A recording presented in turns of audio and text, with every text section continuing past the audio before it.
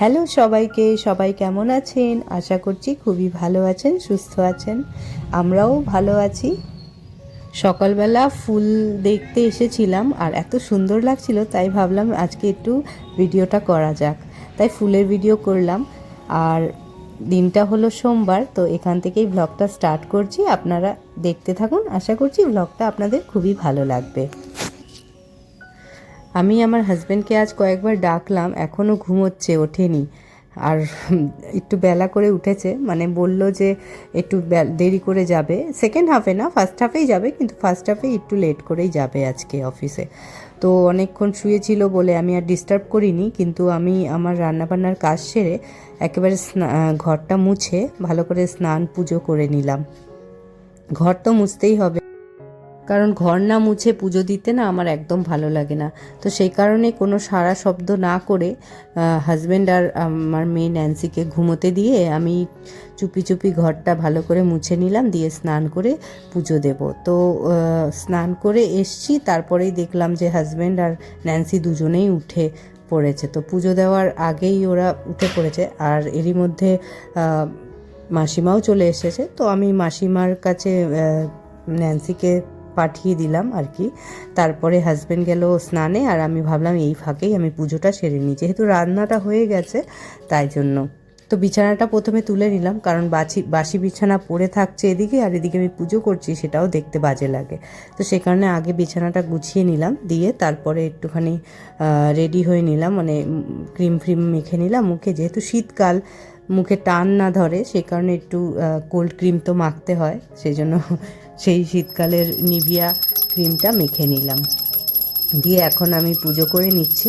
আর husband এখন স্নান করে বেরোয়নি, ও বেরোলে তবে গিয়ে আমার মানে ওকে আমি খাবার বেড়ে দেবো, ও খেয়ে তারপরে অফিস বেরিয়ে যাবে।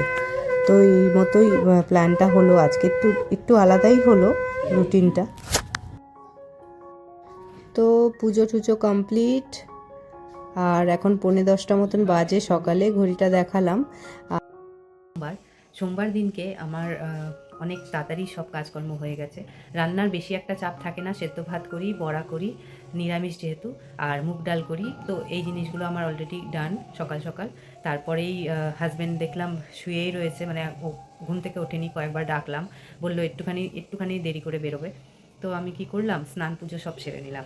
ঘর তো আর ভালো করে মুছে টুছে তারপরে স্নান পুজো সেরে নিলাম। ন্যান্সি আর হাজব্যান্ড যেহেতু ঘুমোচ্ছিল, তো চাটাও আমার খাওয়া হয়ে গেছিলো, সবটাই হয়ে গেল। তারপর মাসিমা এলেন, মাসিমা এসে ন্যান্সিকে সামলালেন, ও উঠলো পরে। অবশ্যই ন্যান্সি উঠেছে অনেক পরেই, মাসিমা আসার অনেক পরে, কারণ মাসিমা এসে আবার চা টা খেলেন, তারপরে উঠলো। তো যাই হোক, এইসব হলো। এখন আমি বসে আছি, কিছু ব্রেকফাস্ট করব, তাই তো ভাবছি যে পাউরুটি খাই। পাউরুটিটা খেতে খুব ভালো লাগে, টোস্টারে যখন সেকি ওটা টেস্ট অলরেডি অনেকটাই বেড়ে যায়। তো যেই কারণে আমি ওই একটুখানি পাউরুটি সেঁকবো আর একটু লাল চা করবো। শীতকালে না চাটা খেতে খুব ভালো লাগে, আর যেহেতু দুধ চা খুব বেশি খেলে আমার একটু প্রবলেম হয়, তো সে কারণে যেহেতু দুধ চাটা খুব বেশি খাওয়া ঠিক না, তাই ভাবলাম যে এখন লাল চা করি। সকালে তো একবার দুধ চা খেয়েছি, তো এখন লাল চা করি আর একটুখানি ব্রেড দিয়ে সেটা খাই। এটাই হলো ব্রেকফাস্ট আমাদের। আর আবার পরে আপনাদের সঙ্গে দেখা হচ্ছে। আপনারা ব্লগটা কন্টিনিউ করুন প্লিজ। আমার খুব আজকে ব্রেকফাস্ট রেডি, খুব সুন্দর লাগছে দেখে। যাচ্ছি এটা দিয়ে আসতে। কোথায় বসে আছে দুজন?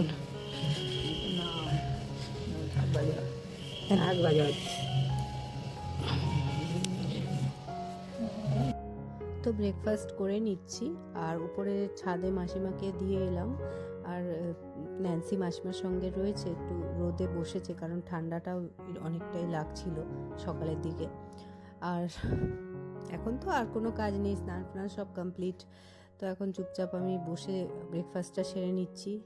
আর সত্যি কথা বলতে এখন একটু ক্যামেরা করে আপনাদের দেখাচ্ছি যে আমি এখন খাচ্ছি ঠিকই, কিন্তু আবার আমি মোবাইলটা নিয়ে নেব, ক্যামেরাটা অফ করে দিয়ে একটুখানি মোবাইল ঘাঁটতে ঘাঁটতেই ব্রেকফাস্টটা করব। আমার আবার ভালো লাগে, মানে খাওয়ার সময় বা ব্রেকফাস্ট করার সময় একটুখানি মোবাইল ঘাঁটার আমার আছে। মুভি টুভি বা ওয়েব সিরিজ দেখি, তো আজকে একটুখানি দেখি ইউটিউবটা, কেউ কিছু ভ্লগ ছেড়েছে কিনা। আমি ভ্লগও দেখি অনেকের, ভালো লাগে সেই জন্য। তো এখন দেখছেন দুপুরবেলার ভিডিও, মানে দুপুরবেলার সময়টা খাওয়া দাওয়ার পর কয়েকটা বাসন আমি ভাবলাম মেজে রেখে দিই, কারণ জমে গেলে ওই সন্ধেবেলা ঠান্ডা ঠান্ডা লাগে আর ইচ্ছা করে না তখন মাজতে।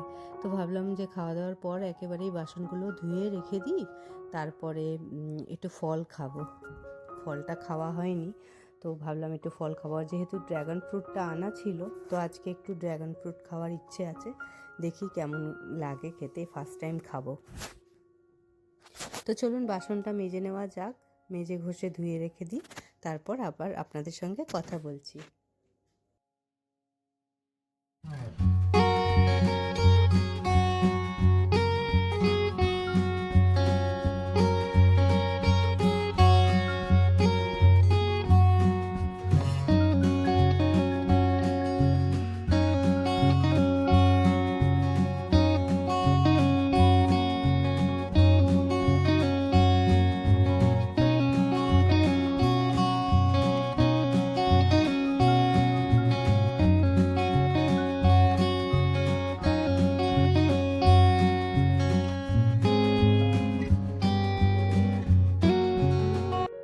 তো এই তো চলে এসেছি ড্র্যাগন ফ্রুট নিয়ে।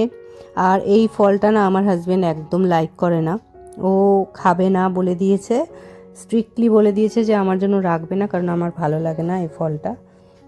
ও মনে হয় আগে আগে কখনো খেয়েছে, তাই জন্যই ও খেতে চাইছে না। তো বললো তুমি একাই খাবে, এবার একবারে খাও না দুবারে খাবে এটা তুমি ভাবো, আর ন্যান্সিকে দিতে চাইলে ন্যান্সিকে একটু দিও। তো সেটাই বলো। তো আমি তো একসাথে এতটা খেতে পারবো না, তো আমি কিছুটা রেখে দেব আর কিছুটা খাবো। আর ন্যান্সি আর মাসিমা এখন ঘুমোচ্ছে, তো একটা বাটিতে একটু সরিয়ে রেখে দেবো, পরে ওরা যদি খেতে যায় খাবে, নাহলে আমি রেখে দেবো, পরে নেক্সট দিন আমি ফ্রিজে রেখে দিলে নেক্সট দিন খেয়ে নেব। কেটে রাখা তো উচিত নয়, কিন্তু আমি এতটা খেতে পারবো না অ্যাট আ টাইম, পুরোটা কেটে নিচ্ছি ঠিকই, খেতে আর পারবো না, তো যতটা পারবো ততটা খেয়ে নেব। তো এদিকে দেখুন কত সুন্দর করে কাটলাম, একটু বেশ ফ্যান্সি স্টাইলে কেটেছি। তো যাই হোক, এই ফলটা কাটা হয়ে গেছে, এবার বসে আমি এটা খেয়ে নেব। খাওয়া দাওয়ার পর খাচ্ছি। এক এক সময় সকালবেলা ব্রেকফাস্ট করার পর ফল খাই, আবার এক এক সময় দুপুরবেলা লাঞ্চ করার পর ফল খাই, মানে কোনো ঠিক নেই কখন খাবো, ইচ্ছে হলে খাই, এরকম একটা ব্যাপার। এই দুটো টাইমই ধরা বাঁধা আর কি, হয় ব্রেকফাস্টের পর খাবো, নয় লাঞ্চের পর খাবো। যদি দেখি ব্রেকফাস্টে বেশি দুধ চা বা অন্য কিছু খাওয়া হয়েছে, তখন আবার ফলটা অ্যাভয়েড করি, আর নর্মাল টাইমে আমি খেয়েই থাকি। বেশিরভাগটা মর্নিংয়েই খাই, কিন্তু আজকে আবার বেলার দিকে খাওয়া দাওয়ার পর খাচ্ছি। তো ফলটা খেয়ে নিই, এরপর আবার বিকেল হয়ে গেছে এখন। তো বিকেলবেলা আমি ভাবলাম যে জামা কাপড়গুলো নিয়ে চলে যাই। হালকা হালকা রোদ দেখা দিয়েছে, দেখুন দেওয়ালে রোদ পড়ছে, তো ওই রোদটা এবার যাবে যাবে করছে। তো যাই হোক, সন্ধ্যের আগে অন্তত জামা কাপড়গুলো তুলে নেওয়া উচিত। ছাদে কখনো সন্ধ্যের পর জামা কাপড় ফেলে রাখতে নেই, আমি এরকম শুনেছি। যে কোনো জায়গায়, মানে শেড যেখানে থাকে সেই শেডের নিচে রাখা যায়, কিন্তু উপরে শেড নেই, সেরকম জায়গায় জামা কাপড় রাখতে নেই। ওরকম ছাদে তো ফেলে রাখতেই নেই, হাওয়া বাতাস লাগে। সেই জন্য আমি সবসময় সন্ধ্যের আগে রোদ থাকতে থাকতেই জামা কাপড়গুলো নিয়ে আসি, দিয়ে এনে আমি এবার ভাঁজ করে নিচ্ছি, কারণ এরপর আরও বেশি জমে যাবে। আর আগের দিনেরও কয়েকটা জামা কাপড় জমে ছিল যেগুলো ভাঁজ করা হয়নি, তো সেগুলোও এখন করে নেব। যেহেতু রোববার দিন মাসিমাও ছিল না ঘরে, তো আমার মানে অত কাজ তো একা হাতে করা যায় না, তো কিছুটা কাপড় থেকে গেছিলো আর কি, ভাঁজ করতে পারিনি। তো সেইটা আর আজকেরগুলো দুটো মিলিয়ে একেবারে ভাঁজ করে এখন জায়গায় রেখে দেব। তো এই কয়েকটা গরম কাপড় বার করলাম আর কি আজকে, মানে সকালের দিকে বের করেছি।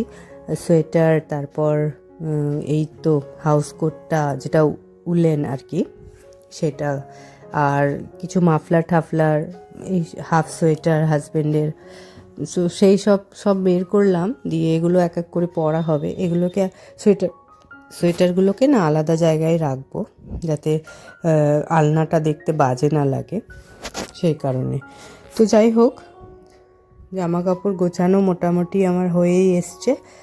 তো আপনারা দেখতে থাকুন, আশা করছি ভালো লাগবে। আর কিছু জিনিস তো আলনায় রাখতে হবে, সেই কারণে যেগুলো আলনার জিনিস সেগুলো আলনায় রাখবো। আবার আলনাটা দেখুন কতদিন আগে ফাঁকা করেছিলাম, আবার দেখুন টুকটুক করে কত কাপড় জমে আবার টাল হয়ে গেছে। মানে আলনাটাও আমি একটু হালকায় রাখতে চাই, প্রচুর কাপড় হয়ে গেছে, আবার কিছুটা সরাতে হবে এখান থেকে। আজকে করব না, সেটা অন্য একদিন করব, কিন্তু একটু আলনাটা একটু হালকা করতে হবে। আর আয়রন করার জামাও জমেছে, সেসব আবার আয়রন করতে বসতে হবে। তো যাই হোক, আজকে এই অবধি থাক ব্লগটা, আবার দেখা হবে নেক্সট ব্লগ।